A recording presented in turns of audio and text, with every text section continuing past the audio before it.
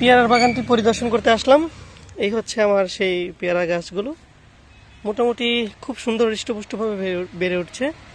তো এখন কাজ হচ্ছে, এই যে ডালগুলো দেখতে পাচ্ছি, এই যে এগুলো কিন্তু লম্বালম্বি হয়ে উপর দিকে উঠে আসছে, এগুলো কিন্তু বাঁকিয়ে এইভাবে বাঁকিয়ে নিচের থেকে বেঁধে দিতে হবে। এতে করে এটা গাছটাও ঝাঁকড়া হবে এবং এর যে প্রতিটি পাতার গোড়া, এই পাতার গোড়া থেকে নতুন করে কুশি বের হয়ে গাছটি আরও ঝাঁকড়া দেখাবে। তো সবগুলো গাছ এই অবস্থা করে দেব।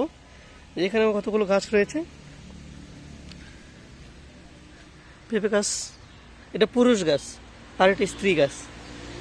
তো যাই হোক, আরেকটু দেখি সামনে। এই যে একটি পেয়ারা গাছ, এটা কিন্তু খুব বেশি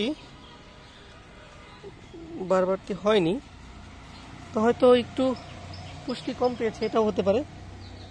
এই যে এখানে খুব সুন্দর গাছের স্বাস্থ্য বা গাছের চেহারা দেখলে বোঝা যায় যে গাছটি সুস্থ আছে। তো এখানে আমি একটি মাচা করেছিলাম, তো এই মাচাতে কিছু সবজিও দিয়েছিলাম। সিম গাছের ফুল চলে এসেছে।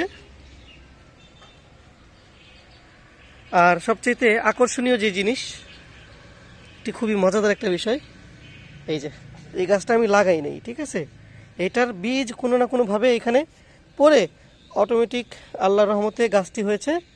আর এখান থেকে আমি অলরেডি একটা আমি নিজে খাইছি, আর একটা একজনকে গিফট করছি। চিনাই বলে, এই যে বাঙ্গির মতো, হ্যাঁ, এটা অনেক বড় হয়, মোটামুটি একটা 2.5 কেজি 3 কেজির মতো হয়।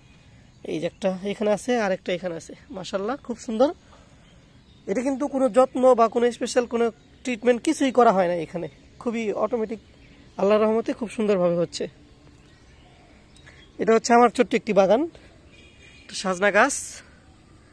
আর এখানে মিষ্টি আলুর কিছু লতা দিয়েছিলাম, এই যে লতাগুলো খুব সুন্দরভাবে বাড়ছে। আমি এখান থেকে প্রায়শই এখান থেকে ওই পাতা নিয়ে যাই শাক খাবারের জন্য, শাক খেয়ে থাকি এখান থেকে পাতা নিয়ে। একটু যত্ন কম হয়ে গিয়েছে, যাই হোক যত্ন আমি নিয়ে নেব ইনশাল্লাহ।